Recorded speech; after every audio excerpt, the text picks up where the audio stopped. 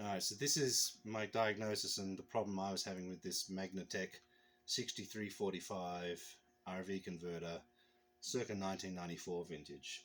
And the symptom was it would not charge the battery. It would provide all the power but not charge the battery, and after a few days the circuits powered by the battery, such as the fridge, would stop working because it was not actually charging the battery unless, in some circumstances. So what I found out is, I was looking through this and there's a bunch of diagnosis you can do to confirm that basically this is the lead that comes from the converter and this is the lead that comes from the battery.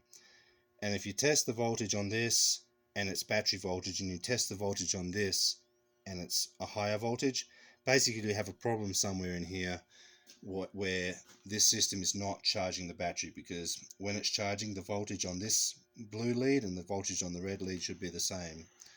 And what I found with this one is, if you look online, they talk about replacing this thing, which is some high current resistor, this thing here, which is some sort of circuit breaker, and even potentially this thing in here, which is a thyristor of some sort. But the problem I had, and after doing quite a bit of testing and diagnosis, was this wire here and this wire here, there was no solder on these connections, so they're just sitting loosely in the posts of this big resistor. And I didn't know if that was intentional or not, but what I was finding was when I would turn this on, I would have about 15 volts at this post here, or at this lead, and about battery voltage at this one. So what I did was put new solder on these so that the contact is now good, and after I've done that, this thing is now charging. And the way you can tell is if you get your multimeter here and test. I'll put that on there. I'm going to take this charging lead off, it's currently charging. Test there, you get battery voltage, and right now that's showing 13.1 volts. And when you start charging it from this red lead coming from the converter,